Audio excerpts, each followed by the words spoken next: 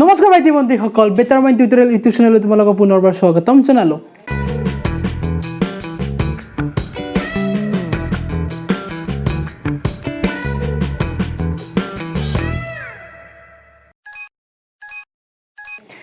আজি আমি পঢ়িম নৱমমান শ্ৰেণীৰ এটা আমি অধ্যায়,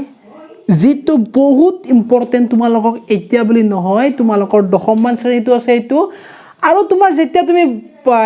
ফাৰ্ষ্ট ইয়াৰ ছেকেণ্ড ইয়াৰ তুমি তাতে এই চেপ্টাৰটো বহুত বেছি তোমাৰ কি হৈ থাকে কোৱা ইউজ হৈ থাকে, বুজি পাইছা কথাটো?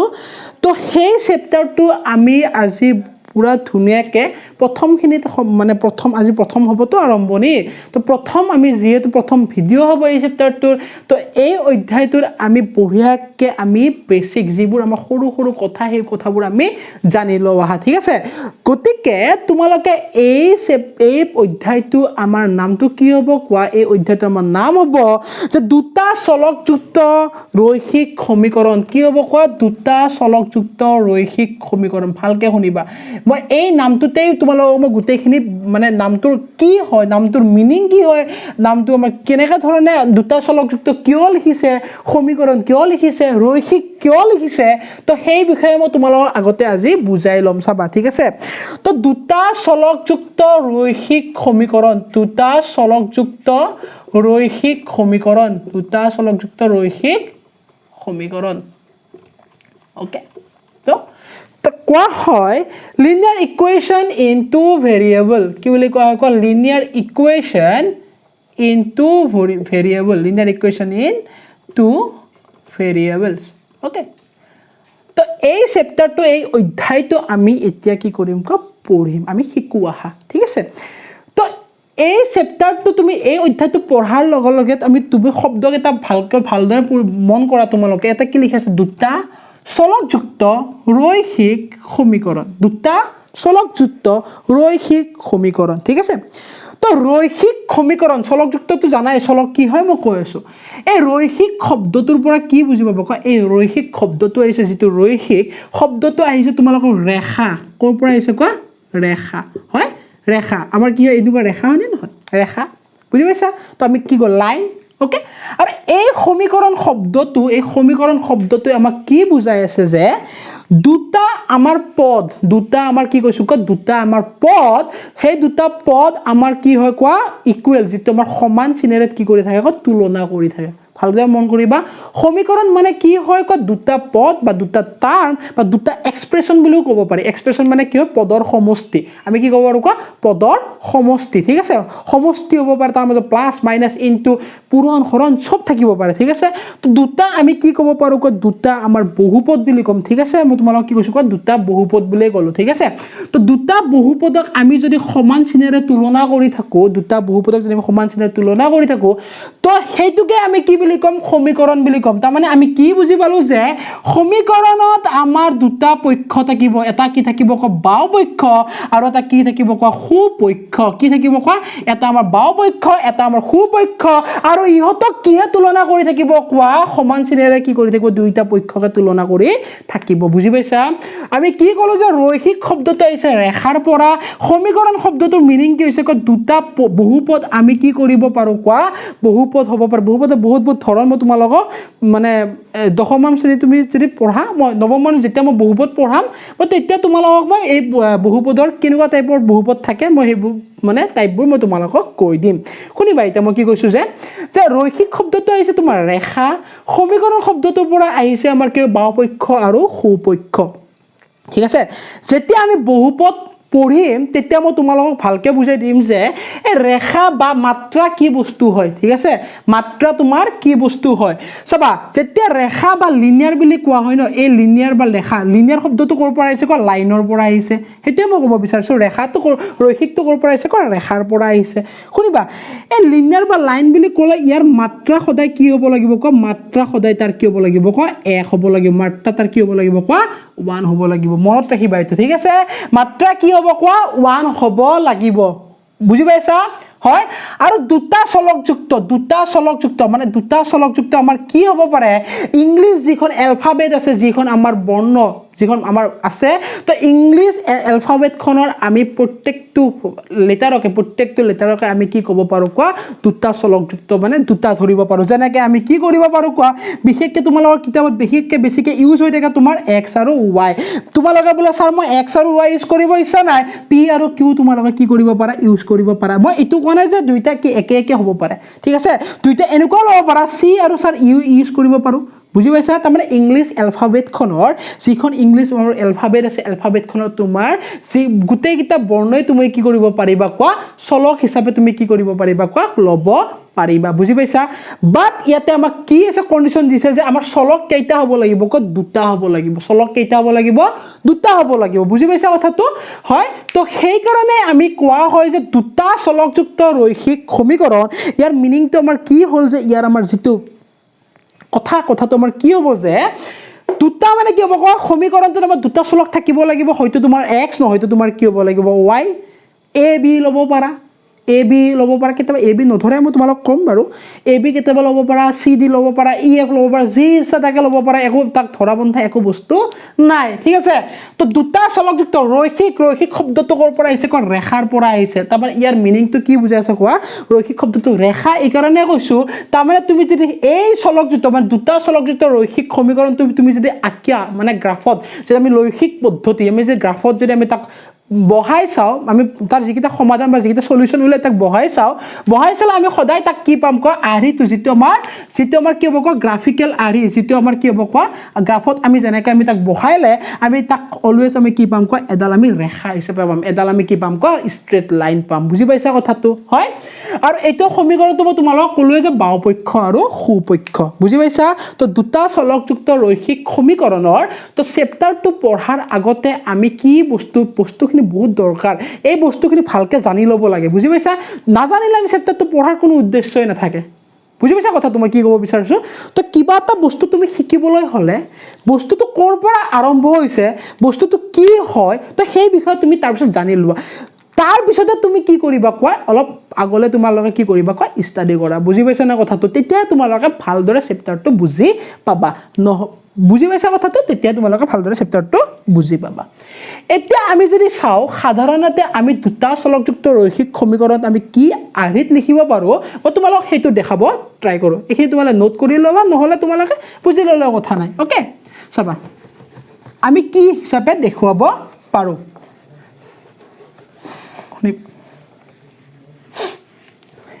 চাবা যেতিয়া আমাৰ সাধাৰণতে আমি কোনো এটা মানে কোনো এনেকুৱা সমীকৰণ এটা আমি কি হিচাপে লিখোঁ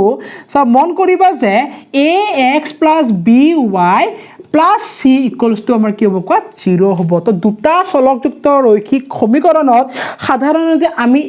এইটো ধৰণে আমি কি কৰিব পাৰোঁ কোৱা প্ৰকাশ কৰিব পাৰোঁ বুজি পাইছা ওকে তো এতিয়া ভালদৰে মন কৰিবা ইয়াতে এ কি হয় ইয়াতে বি কি হয় ইয়াতে এ চি কি হয় আৰু এক্স আৰু ৱাই কি হয় বুজি পাইছা তো তোমালোকে মই পঢ়াওঁতে ক'লোঁ যে দুটা চলকযুক্ত ইয়াতে চলক দুটা আমাৰ কি আছে কোৱা এক্স আৰু কি আছে কোৱা ৱাই আছে তো ইয়াতে আমাৰ কি হ'ব কোৱা এক্স কমা ৱাই আমাৰ কি হৈ যাব কোৱা এই সমীকৰণৰ কি হৈ যাব কোৱা চলক দুটা হৈ যাব বুজি পাইছা চলক দুটা আমাৰ কি হ'ব কোৱা এক্স আৰু ৱাই তো ছাৰ আমাৰ এ আৰু বি কি হ'ল চাবা এটো আমাৰ কি হ'ব কোৱা এক্সৰ আগত আছে নে নাই এইটো কি আছে কোৱা এক্সৰ আগত আছে বুজি পাইছা নে তো যদি এক্সৰ আগত আছে তাৰমানে এইটোক আমি কি ক'ব পাৰোঁ কোৱা এক্সৰ সহগ এক্সৰ কি বুলি ক'ব পাৰোঁ কোৱা সহগ বা ইয়াক আমি কি ক'ব পাৰোঁ কোৱা কোফিচিয়েণ্ট অফ এক্স বুলি আমি ক'ব পাৰোঁ বুজি পাইছা কথাটো এইবোৰ টাৰ্মো জানি যাব দেই তোমালোকে তো কোফিচিয়েণ্ট অফ আমাৰ কি হ'ব কোৱা এক্স হ'ব ওকে তো চলক বুলি কোৱাৰ লগে লগে আমাৰ কি হ'ব কোৱা ভেৰিয়েবল হ'ব বুজি পাইছা কি হ'ব কোৱা ভেৰিয়েবল হ'ব সেইকাৰণে লিখিছিলোঁ যে linear equation in two variable দুটা চলকযুক্ত টু ভেৰিয়েবলছ বুজি পাইছা কথাটো হয় এক্সৰ সহগ ছাৰ যদি এটো যদি আমাৰ এক্সৰ সহগ হয় ছাৰ বিটো আমাৰ কি হ'ব বিটো আমাৰ হ'ব ৱাইৰ সহগ বিটো আমাৰ কি হ'ব লাগিব কোৱা ৱাইৰ সহগ তো আমি ইয়াতে কি লিখিম কোৱা কোফিচিয়েণ্ট অফ ইয়াতে আমাৰ কি হৈ যাব কোৱা কোফিচিয়েণ্ট অফ আমাৰ কি হৈ যাব কোৱা ৱাই হৈ যাব বুজি পাইছা হয় ছাৰ চিটো কি হ'ব চিটো আমি কি বুলি ক'ম কোৱা ধ্ৰুৱক পদ কি বুলি ক'ম কোৱা ধ্ৰুৱক পদ তাক ইংলিছত কি বুলি কোৱা হয় কোৱা কনষ্টেণ্ট টাৰ্ম তাক কি বুলি কোৱা হয় কোৱা কনষ্টেণ্ট টাৰ্ম ক্লিয়াৰ হৈছে এইখিনিলে হয় তো সাধাৰণতে আমি তাক কেনেদৰে লিখো যে ax + by + c = 0 য'ত এটা কণ্ডিশ্যন আছিলে য'ত আমাৰ কি হ'ব লাগিব এটা কণ্ডিশ্যন আছিলে কণ্ডিশ্যনটো কেনেকুৱা ধৰণৰ হয় মই ওপৰখিনি মই মুছি দিছোঁ চাবা দেই কণ্ডিশ্যনটো আমাৰ কেনেকুৱা ধৰণৰ হ'ব চাবা য'ত কিয় হয় মই কণ্ডিশ্যনটো তোমালোকক বুজাইছোঁ চাবা য'ত কি কৈছে কোৱা a, b, c কি হ'ব লাগিব কোৱা বাস্তৱ সংখ্যা কি হ'ব লাগিব কোৱা বাস্তৱ সংখ্যা a, b, c বাস্তৱ সংখ্যা হ'ব লাগিব বাস্তৱ সংখ্যা মানে তাক কি বুলি কোৱা হয় ৰিয়েল নাম্বাৰছ কি বুলি কোৱা হয় তাক ৰিয়েল নাম্বাৰছ ওকে তো a, b আৰু c কি হ'ব লাগিব বাস্তৱ সংখ্যা আৰু এটা কথা দিছে যে এটা এক নম্বৰ কথা দুই নম্বৰ কথা কৈছে যে a কেতিয়াও কি হ'ব নোৱাৰে শূন্য হ'ব নোৱাৰে b কেতিয়াও কি হ'ব নোৱাৰে শূন্য হ'ব নোৱাৰে বুজি পাইছা c কিন্তু শূন্য হ'লেও কোনো কথা নাই কিয় ক'লে স্যাৰ এই কথাটো আমাক কিয় ক'লে মই তোমালোক এই কথাটো বুজাবৰ কাৰণে মই এতিয়া এইখিনি মই মুছি ল'ব লাগিব তো তোমালোকে তাৰ আগতে কি কৰিব লাগিব স্ক্ৰীনশ্বট নহলে ভিডিঅ'টো পজ কৰি তোমালোকে কি কৰিব লাগিব কোৱা লিখি ল'ব লাগিব লিখি ল ঠিক আছে যদি বুজি পাইছা আকৌ মই চোৱা তোমালোক আমাৰ চেনেলটো চাই আছা হয় আমাক এটা সাবস্ক্ৰাইব কৰি দিবাচোন হয় নে নহয় সাবস্ক্ৰাইব কৰি আমি উৎসাহ পাওঁ অলপমান ঠিক আছে তো এতিয়া আমি চাবা মই কি ক'ব বিচাৰি আছো যে a = 0 আৰু b কি হ'ব নোৱাৰে শূন্য হ'ব নোৱাৰে কিয় a শূন্য হ'ব নোৱাৰে কিয় b শূন্য হ'ব নোৱাৰে সেই বিষয়ে আমি অলপ জানি লওঁ আহা শুনিবা দেই শুনিবা চাবা যদি মই ইয়াতে a শূন্য কৰি দিওঁ কি কৈছো কোৱা যদি মই ইয়াতে a শূন্য লিখি দিওঁ যদি মই a শূন্য লিখি দিওঁ তো ইয়াতে আমাৰ কি হ'ব চাবাচোন 0 পূৰণ x by + c = 0 0 পূৰণ x আমাৰ কি হ'ব 0 হৈ যাব ইয়াতে কি হৈ যাব by + c = 0 ভালকে মন কৰিবা এইটো ভালকে মন কৰা কি ক'লো by + c = 0 ইয়াতে কি প্ৰবলেম হৈ আছে কোৱা সমীকৰণ হৈ আছে একো নো ডাউট এটা সমীকৰণ হৈ আছে কিন্তু ইয়াতে আমাৰ সমীকৰণটো ৰৈখিক হৈ আছে এইটো কথা মই ক'বই পাহৰি আছো মই কম অলপ পিছতে কৈ আছো ৰৈখিক হৈ আছে ঠিক আছে কিন্তু ইয়াতে প্ৰবলেমটো এইটো হৈ আছে যে ইয়াতে কি হৈছে প্ৰবলেমটো চাবা যে এটা ভেৰিয়েবল কি হৈছে বা এটা আমাৰ কি হৈছে কোৱা যেটো আমাৰ ভেৰিয়েবল বা যেটো আমাৰ চলক কেইটা আছে কোৱা আমাৰ এটাই আছে কি আছে কোৱা y আছে বাট আমি কি পঢ়ি আছো কোৱা দুটা চলকযুক্ত ৰৈখিক সমীকৰণ কি পঢ়ি আছো কোৱা দুটা চলকযুক্ত ৰৈখিক সমীকৰণ য'ত আমাৰ ইয়াতে কি আছে by + c = 0 ইয়াৰ মিনিংটো কি বুজি পাই আছা কোৱা এটাই আমাৰ ইয়াতে কি হৈছে চলক হৈ আছে আমাক কেইটা লাগে দুটা লাগে বুজি পাইছা কথাটো সেই কাৰণে আমাৰ কি হ'ব নোৱাৰে a 0 হ'ব নোৱাৰে আৰু ঠিক তেনৰ তুমি যদি b টো তুমি 0 বহাই দিয়া তো x ৰ ভ্যালুটো থাকি যাব c ভ্যালুটো থাকি যাব তো আমাৰ কি থাকিব সমীকৰণটোত কি থাকিব x চলকযুক্ত সমীকৰণে হ'ব বুজি পাইছা কথাটো কি হ'ব কোৱা x চলকযুক্ত সমীকৰণে হ'ব ইয়াতে যেনেকৈ y চলকযুক্ত সমীকৰণ হৈ আছে তাতে তোমাৰ যদি b = তুমি যদি 0 কৰি দিয়া x চলকযুক্ত সমীকৰণ হৈ যাব বুজি পাইছা লাইক ঠিক আছে ওকে এতিয়ালৈ বুজি পাই আছা তোমালোকে ঠিক আছে এইখিনি নোট কৰি ল'বা এতিয়া মই বাৰে মই তোমালোকক কথা এটা কৈ আছো যে ৰৈখিক লিনিয়াৰ ওকে এই ৰৈখিক লিনিয়াৰৰ কথাটো মই তেতিয়া তোমালোকক মই মেনশ্যন কৰিছিলোঁ যে মাত্ৰা তাৰ কি হ'ব লাগিব এক হ'ব লাগিব মই বহুপদ পঢ়িলে মই তোমালোকক জনামে যে মাত্ৰা কি হয় হয়তো তোমালোকে এইটোত অষ্টম শ্ৰেণীত পাইছানে নাই ঠিক আছে তো বহুপদ পঢ়িলে মই তোমালোকক জনামে মাত্ৰা কি হয় শুনিবা মই কৈ আছো চলকৰ সৰ্বোচ্চ ঘাতটোকে আমি কি বুলি কওঁ মাত্ৰা বুলি কওঁ কি বুলি কওঁ মাত্ৰা মই জাস্ট এনে তোমাক থুলমূলকৈ লিখি দিছো যে চলকৰ সৰ্বোচ্চ ঘাতটোকে কি বুলি কোৱা হয় সৰ্বোচ্চ ঘাতটোকে বা উচ্চতম বুলি লিখিব পাৰা সৰ্বোচ্চ বা উচ্চতম ঘাতটোকে কি বুলি কোৱা হয় কোৱা মাত্ৰা ঘাতটোকে মাত্ৰা বোলে ঠিক আছে চলকৰ উচ্চতম ঘাতটোকে আমাৰ কি বুলি কোৱা হয় মাত্ৰা বুলি কোৱা হয় এতিয়া আমাৰ ৰৈখিক যেতিয়া আমি বহুপদ বহুপদ আহি থাকে যেতিয়া আমি ৰৈখিক বহুপদৰ কথা পঢ়ি আছো তো ইয়াতে ৰৈখিক সমীকৰণৰ কথা পঢ়ি আছো ৰৈখিক হ'ব লাগিলে সদায় মাত্ৰা তাৰ কি হ'ব লাগিব কোৱা এক হ'ব লাগিব তো সদায় তাৰ মাত্ৰা কি হ'ব লাগিব কোৱা এক হ'ব লাগিব তুমি যদি এক চলকটো যদি তুমি চোৱা এক চলকক চালে তোমাৰ x ৰ ওপৰত কি আছে কোৱা 1 আছে বেলেগ সংখ্যা কিবা দেখিছা নাই দেখা স্যাৰ তো আমাৰ কি হয়েছে এক্সৰ মাত্ৰা কি হয়েছে এক হয়েছে এক হয়েছে মানে কি হয়েছে স্যার রৈখিক হয়েছে বুঝি পাইছা তো বি ইনটু ওয়াই তো ইয়ার মাত্ৰা কি হয়েছে মাত্ৰা তাৰ কি হয়েছে 1 হয়েছে ইয়াৰ ঘাত কি হয়েছে এক হয়েছে আৰু সেইটোই তোমাৰ কি হয়েছে সৰ্বোচ্চ ঘাত সৰ্বোচ্চ বা উচ্চতম ঘাত তো সেই কাৰণে আমাৰ কি হৈ যাব বি ওয়াই প্লাস সি যেটো আমাৰ বি ওয়াই আছে তো সেইটো আমাৰ কি হৈছে ৰৈখিক হৈ আছে ৰৈখিক হৈ থকা কাৰণে আমাৰ কি হৈ যাব কোৱা এইটো আমাৰ কি বুলি কয় দুটা চলকযুক্ত ৰৈখিক সমীকৰণ দুটা চলকযুক্ত কি বুলি কয় ৰৈখিক সমীকৰণ যাক আমি এই এনেকুৱা ধৰণৰ আৰ্হিত প্ৰকাশ কৰিব পাৰো সেই আৰ্হিটো আমাৰ কি হ'ল কোৱা ax + by + c = 0 ax + by + c = 0 আৰু এটো আছিল x ৰ হক y টো আছিল b টো আছিল y ৰ হক আৰু c টোক আমি কি বুলি কম ধ্ৰুৱক পদ বুলি কম বুজি পাইছা ধুনিয়াকৈ বুজি পাইছা ওকে ঠিক আছে তো এতিয়া তোমালোকে চাবা মই এখিনি তোমালোকক মই মুছি দিছো ওকে কোৱেশ্চন কেনেকুৱা ধৰণৰ আহিব পাৰে কোৱেশ্চন কেনেকুৱা ধৰণৰ আহিব পাৰে কোৱেশ্চন চাবা মই কোৱেশ্চন হিচাপে তোমাক লিখিলো যে তোমাক এটা সমীকৰণ দি দিব তোমাক কি কৰিব তোমালোকক এটা সমীকৰণ দি দিব ওকে তো সমীকৰণটো যেতিয়া তোমালোকক দি দিব তোমালোকক ক'ব যে ইয়াৰ a ৰ মান কিমান ইয়াৰ b ৰ মান কিমান ইয়াৰ c ৰ মান কিমান A for apple নিলিখিবা B for ball নিলিখিবা C for cat নিলিখিবা তো ইয়াতে আমি কি লিখিম চাবা 7x + 2y + 3 = 0 তো যদি আমি এই সমীকৰণটোক আমাৰ যেটো সাধাৰণভাৱে লিখা আৰ্হি তাৰ লগত যদি আমি তুলনা কৰো তো ইয়াতে আমি কি পাম চাবা এৰ ঠাইত আমাৰ কি আছে স্যাৰ 7 আছে B ৰ ঠাইত আমাৰ কি আছে স্যাৰ 2 আছে আৰু c ৰ ঠাইত আমাৰ কি আছে কোৱা স্যাৰ 3 আছে বুজি পাইছা তো যেতিয়া আমি সমীকৰণ পঢ়িম a =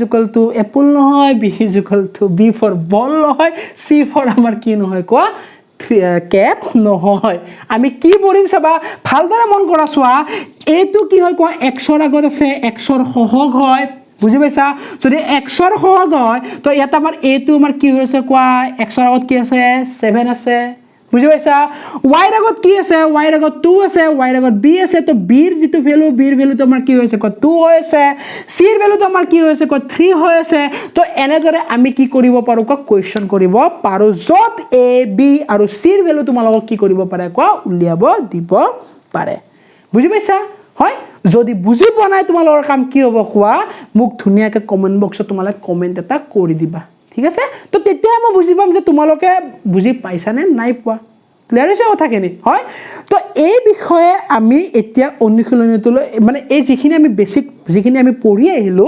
এই পঢ়ি অহা বস্তুখিনি আমি এতিয়া অনুশীলনীত কেনেকুৱা ধৰণৰ কোৱেশ্চন আছে সেই কোৱেশ্চনবোৰ আমি চাও আৰু তোমালোক কিছুমান শব্দত মানে কিছুমান ওয়াৰ্ড প্ৰবলেম দিয়া থাকিব সেই ওয়াৰ্ড প্ৰবলেমবোৰ আমি কেনেকৈ অংকলে কেনেকৈ আমি ৰৈখিক সমীকৰণটোত প্ৰকাশ কৰিব পাৰো সেই বিষয়ে আমি অলপ চাও ঠিক আছে তো এটা নেক্সট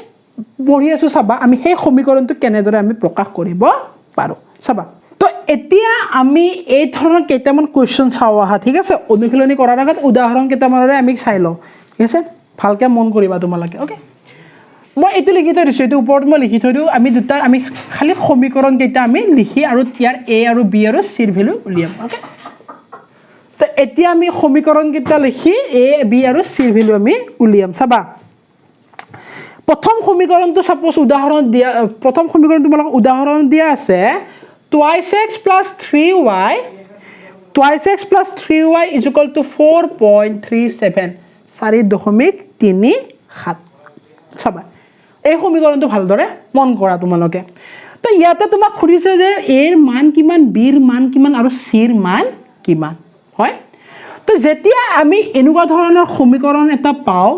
ইয়াক আমি এই ধৰণে এইটো আৰ্হিত আগে কি কৰি লব লাগিব কোৱা লিখি লব লাগিব বুজি পাইছা কথাটো কি ক'ব বিচাৰিছো যে যেতিয়া আমি এক মিনিট যেতিয়া আমি এনেকুৱা সমীকৰণ এটা পাও তো আমি তাক কি কৰিব লাগিব যেটো আমাৰ মেইন সমীকৰণ মেইন আমাৰ এই আৰ্হিত আমি কি কৰি লব লাগিব তাক লিখি লব লাগিব চাবা আমি কেনেদৰে লিখি ল'ম বহুতে কি ভুল কৰি দিয়ে জানানে বহুতে ভুল কৰে চাবা এটা কি লিখি দিব যে a = 2 b = 3 স্যার c = 4.37 যেটো সম্পূৰ্ণভাৱে ভুল যেটো কি হৈছে ক সম্পূৰ্ণভাৱে ভুল a আৰু b ৰ ভ্যালু তোমাৰ ঠিকে থাকিলেও c ৰ ভ্যালুটো আমাৰ ভুল হৈ গৈছে কি কাৰণত ভুল হৈছে মই সেই কথাটো তোমালোকক বুজাব ট্ৰাই কৰি আছো চাবাচোন তোমালোকে বুজি লোৱা ওকে তো এতিয়া চাবা যে যদি আমি twice x এই সমীকৰণটো আমি যদি এনেকৈ লিখো twice x plus 3y ইয়াক যদি এইটো সাইডে লৈ আহো 4.37 = আমাৰ কি হৈ যাব 0 হৈ যাব তুমি ভালদৰে মন কৰা কাৰণ ইয়াতে তুমি চাবা এই যেটো আমাৰ বাওপক্ষ আছে বাওপক্ষটোত আমাৰ কি আছে ভ্যালু যিকিটা পদকিটা আমাৰ দিয়া আছে আৰু সোপক্ষটোত আমাৰ কি আছিল 0 আছিল বুজি পাইছা হয় সেই কাৰণে আমি কি কৰিব লাগিব কোৱা সোপক্ষটো কি কৰি লব লাগিব ক 0 কৰিব লাগিব যিখিনি ভ্যালু তোমাৰ মানে সমান চিনৰ এইটো সাইডে থাকে তো সেই সাইডটো আমি কি কৰিব লাগিব আমি এইফাললৈ আমি কি কৰিব লাগিব কোৱা বাওপক্ষলৈ আমি তাক কি কৰিব লৈ যাব লাগিব আৰু লৈ যাতে আমি দেখিলো যে 4.37 তো আমাৰ কি আছে ধনাত্মক হৈ আছে তো সমান চিনৰ যদি আমি বাও সাইডত যদি আমি আনো তো হেতু আমাৰ কি হৈ যাব ঋণাত্মক দ্যাট মিন্স আমাৰ কি হৈ যাব ক নেগেটিভ হৈ যাব এটা তুমি ভালকে মন কৰিবা তোমালোকে চাবা twice x plus 3y এই c ৰ মাজত আমাৰ কি আছিল ক ধনাত্মক তাৰ মানে কি আছিল পজিটিভ সাইন আছিল না নাই যদি পজিটিভ সাইন আছিল তো এটো আমাৰ পজিটিভ লিখি আমি এটো এক এনেকৈ লিখিব পাৰিম নে 4.37 = 0 বুজি পাইছা তোমালোকে যেতিয়া জানা হৈ যাব ডাইৰেক্ট লিখিব পাৰা হৈ যাবা খালি মই তোমালোক বুজাব বিচাৰিছো যে a b আৰু c টো কেনেদৰে আহিছে ওকে সব a b c কেনেদৰে আহিছে তো এতিয়া তুমি ভালকে মন কৰা চোৱা এই আৰিটোত পৰিছে নাই চোৱা ax by plus c মিলিছে না নাই ax by plus c = 0 মিলিছে না নাই মিলিছে যদি মিলিছে এতিয়া আমি ক'ব পাৰিম নে নোৱাৰিম চোৱা a ৰ ভ্যালু আমাৰ স্যার 2 হৈ আছে এটো কি আছে 2 হৈ আছে b ৰ ভ্যালু স্যাৰ 3 হৈ আছে b ৰ ভ্যালু 3 হৈ আছে তো c ৰ ভ্যালু আমাৰ কি হৈছে ক -4.37 বিয়োগ 4.3 7 বুজি পাইছা কথাটো হয় তো এই ধৰণৰ চোৱা ইমান সহজ অংক ইমানে সহজ অংক কে সহজ অংকতে তোমালোকে ভুল কৰি দিবা কিয় ভুল কৰি দিবা কাৰণ তোমালোকে বস্তুটো মানে ভালদৰে শিকি ল'ব নিবিচাৰা আগে তোমালোকে কি কৰে বস্তুটো আমি শিকি লোৱাৰ পিছত তোমালোকে কৰিবা চোৱা এটো বহুত মই বহুত ষ্টুডেন্টৰ পাই আছো এটো যে a = 2 লিখি দিব b = 3 লিখি দিব আৰু c = 4.37 লিখি দিব হয়তো তোমালোকেও ভুল কৰিছিলা ঠিক আছে তো আজিৰ পৰা তোমালোকে এই ভুলটো কৰিব নালাগে সেই কাৰণে মই তোমালোকক এটা অংকত ভালদৰে বুজাই দিছো তো এতিয়া তোমালোকে চাবা তোমালোকৰ কাৰণে মই এটা বেলেগ কোৱেশ্চন লৈ আহিছো চাবাচোন মন কৰিবা তো এই কোৱেশ্চনটোত আমি আৰু অলপমান এই বিষয় ভালদৰে আমি বুজি পাম চাবাচোন মন কৰিবা কি ক'ব বিচাৰিছো যে এই কোৱেশ্চনটো তোমালোকক দিয়া আছিল যে x - 4 এক মিনিট ৰবা মই চাই ল কোৱেশ্চন x - 4 = √3y ভুল ক'ত কৰে বুজি পাইছা না ভুল ক'ত কৰে হয়তো তোমালোকে যদি এই চেপ্টাৰটো আগে পঢ়িছাও তো তোমালোকে হয়তো ভুল কৰিছা এটো কি কয় যে ষ্টুডেন্টে সবা কি কৰে যে ছাত্ৰছাত্ৰীসকলে a = তোমাৰ কি লিখি দিয়ে কেতিয়াবা x লিখি দিয়ে যেটো সম্পূৰ্ণভাৱে ভুল হয় b = তোমাৰ কি লিখি দিব 4 লিখি দিব আৰু c = √3 লিখি দিব কেনেকৈ হ'ব পাৰে কোৱাচোন এটো কি হিচাপে হ'ব পাৰে কোৱা হ'ব নোৱাৰে কিয় হ'ব পাৰিব নোৱাৰে এইটো আমাৰ কি আছিল কোৱা x ৰ সহগ এইটো আমাৰ কি হ'ব লাগিছে x ৰ সহগ হ'ব লাগিছিল b টো আমাৰ কি হ'ব লাগিছে কোৱা y ৰ সহগ হ'ব লাগিছিল আৰু c টো আমাৰ কি হ'ব লাগিছিল কনস্ট্যান্ট টাৰ্ম হ'ব লাগিছিল তো সেই কাৰণে আমাৰ এই পদ্ধতি এইখিনি আমাৰ কি হৈছে কোৱা ভুল হৈ আছে তো এইটো আমি শুদ্ধ হিচাপে কৰিবলৈ হলে ইয়াক আমি কি কৰিব লাগিব কোৱা সজাই ল'ব লাগিব যেনেদৰে আমি মই কৈছিলো যে সোপক্ষত আমি কি লিখিব লাগিব 0 ৰাখিব লাগিব আৰু আমি বাওপক্ষলৈ সকলো পদ আমি কি কৰিব লাগিব কোৱা লৈ আহিব লাগিব মন কৰিবা যে x - এটো √3y এটো -4 = 0 বুজি পাইছা নে কি কৰি লৈছে এফালে কি আছিল প্লাস √3y আছিল তুমি যদি এফালে লৈ আহা -√3y হৈ যাব -4 লি আছিল তো আমি কি কৰিম -4 তো ইয়াতে থাকি গ'ল = আমাৰ কি হৈ গ'ল 0 হৈ গ'ল হয় তো এইটো মই আৰু অলপমান ভালকে তোমালোকক বুজাবলৈ মই তোমালোকক অলপমান লিখি দিছো চাবাচোন মন কৰিবা x ৰ আগত যদি একো নাথাকে ইয়াক আমি 1 * x লিখিব পাৰিম নে নোৱাৰিম পাৰিম প্লাস এটো √3y লিখিব পাৰিম নে নোৱাৰিম পাৰিম প্লাছ এইটো মাইনাছ ৰুট 4 লিখিব পাৰিম নে নোৱাৰিম চাব মন কৰিবা প্লাছে মাইনাছে আমাৰ কি হৈ যাব মাইনাছ হৈ যাব প্লাছে মাইনাছে আমাৰ কি হৈ যাব মাইনাছ হৈ যাব তাৰমানে আমাৰ কি হৈ যাব মিলি আছে হয় বুজি পাইছা এইখিনিলৈ তো এতিয়া তোমালোকে মোক কোৱা তোমালোকে এইটো আমাৰ ভুলটো এতিয়া আমি কি কৰিম কোৱা শুদ্ধ কৰিম চাবা মন কৰিবা তো a ইকুৱেলটো আমাৰ কি হ'ব 1 হৈ যাব b ইকুৱেলটো আমাৰ কি হৈ যাব √3 হৈ যাব b ইকুৱেলটো আমাৰ কি হৈ যাব কোৱা √3 হৈ যাব আৰু c ইকুৱেলটো আমাৰ কি হৈ যাব -4 হৈ যাব বুজি পাইছা হয় তো আজি আমি এই ভিডিওটোত কি পঢ়িলো যে ৰৈখিক সমীকৰণ এটা কি দৰে আমি লিখিব পাৰো আৰু ৰৈখিক সমীকৰণ দুটা চলকযুক্ত ৰৈখিক সমীকৰণ মানে কি এই ভিডিওটো মই তোমালোকক বুজাবলৈ ট্ৰাই কৰিলো ঠিক আছে যদি তোমালোকে এই ভিডিওটো ভাল পাইছা যদি তোমালোকে a b আৰু c যদি ভাল পাইছা বুজি পাইছা নাই a b c ভাল পাইছা এপল বল আৰু কেটৰ কথা কোৱা নাই আমি এটা কি কৈ আছো কোৱা ৰৈখিক সমীকৰণৰ a b আৰু c ৰ কথা কৈ আছো বুজি পাইছা না কথাটো হয় যদি তোমালোকে ভাল পাইছা তোমালোকে যেনেদৰে শিকিব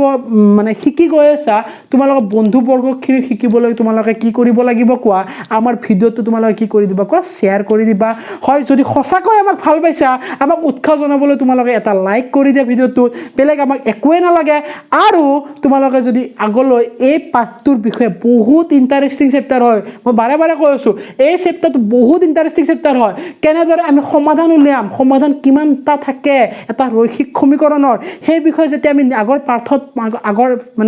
আগৰ ভিডিওত আমি পঢ়িম তোমালোকে গমে পাবা যে ৰৈখিক সমীকৰণ চেপ্টাৰটো ইজিও হয় ইন্টাৰেষ্টিংও হয় খালি তোমালোকে মন দি বুজি ল'ব লাগে বুজি পাই কথাটো বুজি পাইছা নে মই কি ক'ব বিচাৰিছো মন দি তোমালোকে বুজি লোৱা আৰু যদি সঁচাকৈ আমাক ভাল পাইছা আমাৰ চেনেলটো সাবস্ক্ৰাইব কৰি